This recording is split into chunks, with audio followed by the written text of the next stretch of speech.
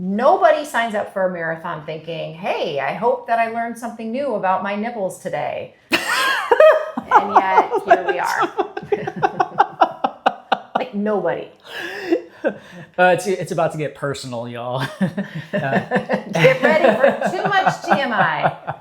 Every runner eventually earns their chafing badge.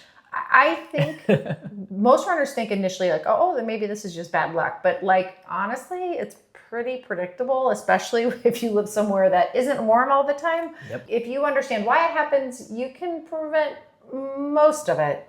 And frankly, we should be proud of it. Yeah. It is a badge of honor. It is a badge of honor one time. Yes. But today we're talking about why runners chafe, what it actually is, and why it sometimes appears out of nowhere. And then we're going to talk about the biggest mistakes that runners make and how you can complete your next long run without dreading taking a shower afterwards. I mean, yeah.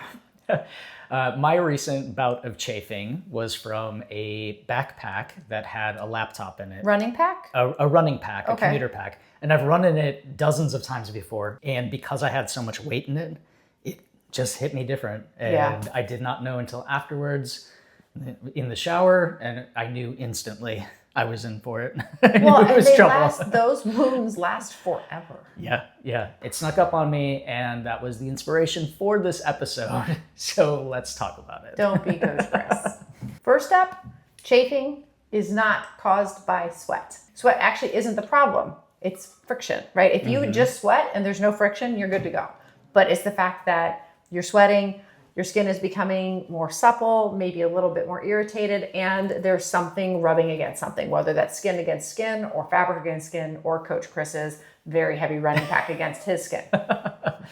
Yeah, so chafing is a friction injury, right? It is a rubbing injury.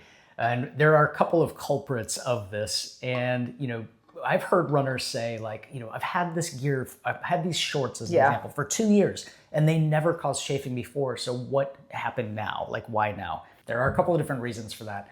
One is distance, right? When we have more time on feet, more time in our gear, there's more opportunities for friction. And if, something might be okay for 5K or 10K, but when we're doing a marathon, think it's all that extra rubbing. Yep. And that time is causing, that time of friction and of rubbing is just causing like a ton of little micro tears in your skin. And it's fine until it's not. I think about it like a paper clip, right? If you bend a paper clip, if you bend it once, it's fine. But if you bend it over and over and over again, it eventually snaps. Yeah. And that's sort of like how I think of chafing on your skin. It's good to a point, and then it's worn through enough layers. And that's it. Untenable. Yeah. But there are a couple of other, things that cause chafing. First, that we're experiencing right now, so many runners, heat and humidity. Yeah, especially if you haven't dealt with it in a while. It is always like that's right. I need to pack my anti-chafe stick in all of my bags. Right. So it's not necessarily the sweating, like we said, right? But if you have sweaty skin that is rubbing skin to skin, then we're in trouble. Along those lines, rain, we get this one a lot. I think we get more like on our lower body or on our feet when it comes to rain, especially if it's like a heavy rain. We see a lot more blisters happening at the back of ankle, front of toes, because your foot is riding in your shoe, which is also probably heavier, unfortunately, in a different way than it normally does. And your skin is soaked. Right. And your clothes are soaked, right? So like a wet shirt isn't going to dry in the rain, and that wetness can cause chafing in different spots too. Oh. Yeah. This is a painful episode to talk about. I feel pretty good about my chafe level right now though. But it's such a visceral feeling, right? Yeah, like someone we've all been there. Tell you about your chafing and you can feel it in your body when they're telling the story. Another one is, like I said, time. So just the time, the duration that you are experiencing that friction. And then the one for me recently was weight distribution changes. So this could be a couple of different things, but think about if you have a running pack and you're carrying 1 flask of water, summer months come and we start to carry 2. Yep. And that difference in how the weight is distributed can really make a difference. Changes in body composition, I definitely hear this one, especially if you do change your body comp, even 5 pounds. I mean, you're probably going to ride different, whether you're gaining or losing. Mm-hmm. I will also say, where are you in your cycle, right? I mean, if you retain fluids, in your luteal phase, chances are you're going to chafe probably a little bit more because things are going to be riding and wearing a little bit differently. Mm-hmm. Yeah, with that also changes in your fabric. Yeah, so like an old sports bra is not your friend. Right. Old sports bra, an old shirt or running tank that has maybe been stretched out a little bit. This is why, to the example of I've had this gear for 2 years, why is it changing? Why is it chafing me now? It could be compromised. And then along that line, new gear, right? I actually just had a discussion with a runner whose husband is doing their first marathon, and they are trying running shorts. I don't know the underwear versus brief, built-in brief situation. I didn't get that granular. However, I think, he's starting to build miles. He's over an hour now for running and is like, oh my God, what is happening? And she's kind of like, welcome to being a runner, but also we should probably find you better shorts or different shorts, right? But new gear is always a curveball. It's like, is it gonna work? Mm-hmm. Yeah, and this is why, like in training, testing is so incredibly important. We always say nothing new on race day, right? But this is why. This is exactly why, because we need to see something that could work for you might not work for me. Yeah. And it is so personal to your body. Oh, this next section is probably my favorite. Yeah. Let's talk about where people chafe. Oh, it's everywhere. In between your toes is probably, it's not just thigh chafing, although I think that's probably, especially with summer, as you get into shorter and shorter shorts because it's getting hotter and hotter, that's a pretty normal one. It's very painful. Yeah. But let's talk about some sneaky ones. Your first one is your hydration vest. That's right. Yeah. The straps. Straps of a commuter pack. I hear a lot for hydration vest. I don't know why I don't have this problem, but underneath the armpit, like there are a lot of people with hydration vests that always run in sleeves for that reason. Because if they run in a tank, they chafe really badly. I don't have that, but very common. Yeah. Just to that point, just this area underneath your arms in general can be a spot. Yeah, that's a great spot to put some lube. I did not realize that was an issue never had a problem in a marathon, but doing a 50K. Oh yeah, just had extra moving time. Extra moving time. Tank top that had always worked well for me, and I had such bad chafing. Yep.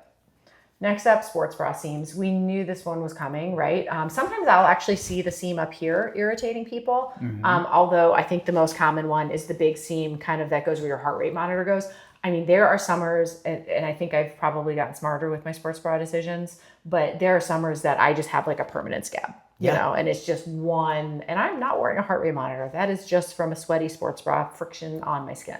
Yeah, I actually know women who say they have scars there. Yep, absolutely. Yeah, that's sadly common. Yeah, and you said heart rate monitor, so that heart rate monitor strap can also cause chafing for people of any gender, just like, something that is attached to your body. Yeah, and moving. A spot that cross-rotational. Woo! Yep. Watch bands, we do hear this one. Even sometimes when it rubs on but then also if you're touching, your side and let's say you don't have a shirt on or you've got like a sports bra on, you can get really gnarly, sneaky ones because these are, this is Velcro, right, on my case, yeah. Next up would be waist belts. So if you're having I've seen the worst ones from these. Oh, no, really? Oh my God, not on me, on my athletes, yeah. Because to your point, like they're moving. And then because they collect so much sweat, they're really moving. And they don't realize it until it's way too late. Yeah. Sports tape, KT tape. So sometimes if somebody has a sports tape around their ankles or the KT tape coming up through the back of their knees, that can cause chafing. Ankles of tights, we do hear that, especially if people wear capris I don't know how you people do that. I know I'm in capris, but I'm not going to go out and run in these capris right now, but we definitely see that. Yeah, and I say this one is not just a summer issue, right? When we think about chafing, we often think about the summer months because it's hotter and sweatier and more friction, but I've had horrible chafing on the ankles of winter tights that have zippers. Oh, yeah. And the zippers are like either the zip is flipped up or something happens and it just has caused horrible chafing. Not fun. Even your socks. I mean, I think that I know I will purposely opt for thinner socks in the summer and thicker socks in the winter. But there are times that I just don't have the right laundry done and I'm out in a freaking winter sock wanting to kill someone. But then I also end up usually with some type of a blister, usually between my first and my second toe. Or at the ends of them. Ooh. Ooh. Yeah, so definitely pick your socks wisely, because I think the toe ones are not the worst, but they take the longest to heal. That's for sure. And they definitely keep you out of running. Yeah. I mean, it's like breaking your baby toe, right? Like it's like such a dumb injury, but it will take you out of running for a long time. A little bit. You need those feet. So how do you stop this before it starts, right? The thing is if you do just a little bit of planning and a little bit of like, oh, it's going to be really effing hot, I'm going to sweat a lot and have potentially a lot of chafing because I'm going to be rubbing, you can prevent it. First step is lube it up before you go.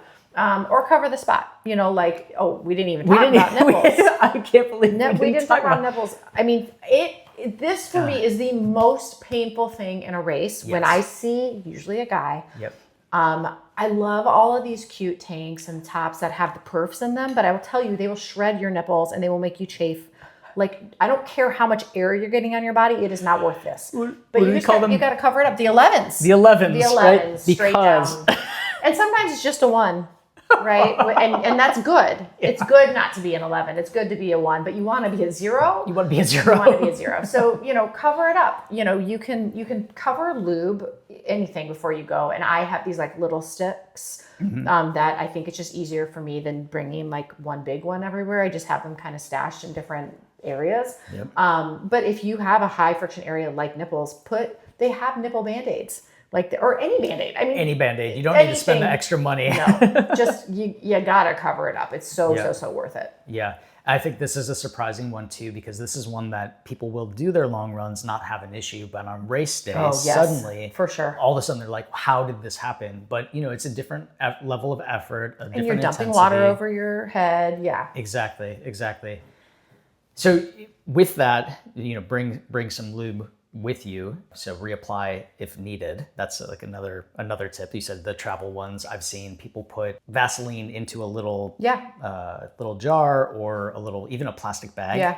And use it just the bottom cutoff. Yep, just have options. But you should also consider dressing for friction. So if you know that your thighs rub, then maybe longer shorts might help prevent that. Or as you're considering your outfit choices, think, 1, is it weather appropriate? Are you gonna be hot enough or cool enough on your run?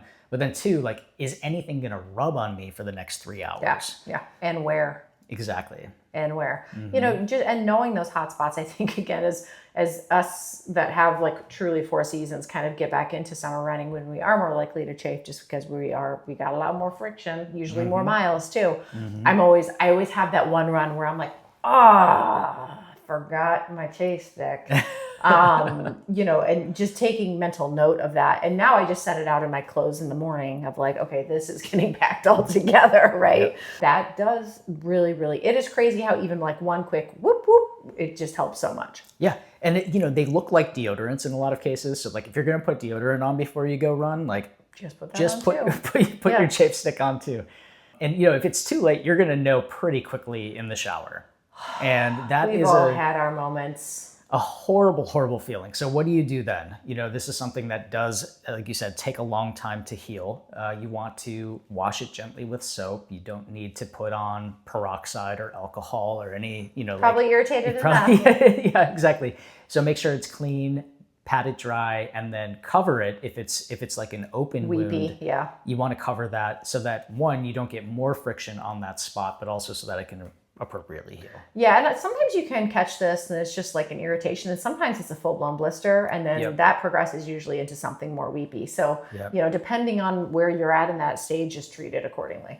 All right, so we have a couple more tips about chafing. The first is, as we said already, nothing new on race day. You tested it all out. You have to test it all out. Just, think about your long runs. If you chafe on a 16-mile long run, yes, that super sucks, but that is a free lesson for race day. Yeah, because it's way worse on race day. It is way worse on race day. So your training plan, it should have built in these opportunities for you to test the new shoes, the new shorts, the new kit that you want to wear on race day.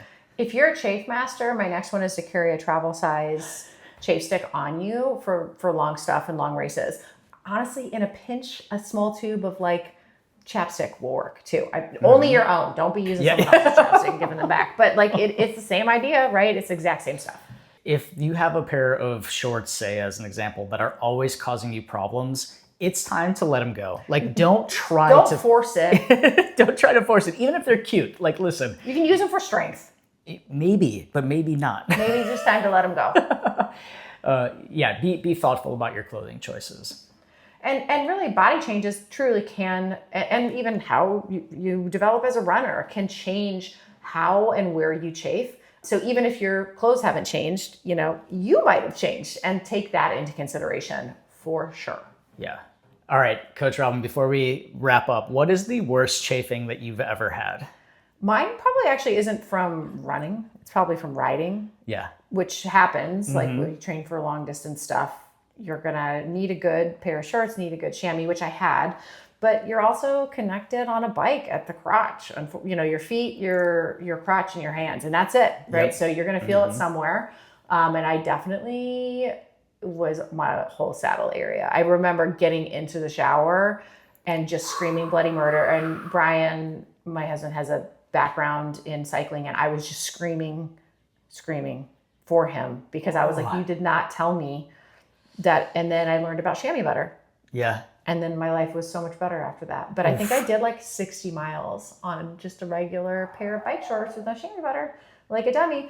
And that took, I was running weird for weeks after that. This was one of those that was like weepy. It was horrible. Absolutely horrible. And such sensitive skin too, like high thigh, not good. Yeah. Yeah. I think that's, a lot of people do experience chafing in their groin region, and like whether they're running, especially cyclists, any of our triathletes have probably experienced this, and it's something that's just so personal and sensitive that like we don't really often talk about it. But it changes everything. It changes how you ride. It changes how you run. Like you have to talk about it because you can really mess yourself up. And you can see people in a race who are suffering from very chafing. obvious. It is very obvious. We don't even need to see the actual wound. We know what you're happening. What about you? What's the worst chafing? I think it was that underarm chafing. Fortunately for me, the underarm chafing that I had, and it was at the Olympic trials. Or that arm going back. Qualifier. Yeah. So it was interesting because it was race walking. Yeah. And which so is much more lower arm carriage. I was not getting chafing when I was running wearing this tank top, but in the race of race walking 50 kilometers, just the amount of swivel absolutely just tore me up. Yeah. Ooh. Yeah. And then I felt like I was running like I had wings for a month. Yeah, it wasn't pretty after that. All right, so here is the big takeaway. Chafing is a preventable equipment problem, right? This is something that you can control. You wouldn't ignore a loose shoelace before a marathon, right? You just wouldn't. You'd always tie your shoes. So don't ignore the spots that are going to rub before you head out. Yep. Your future self, especially the version of you in the shower after your next long run, will be very, very grateful that you did. Ooh, please save everybody.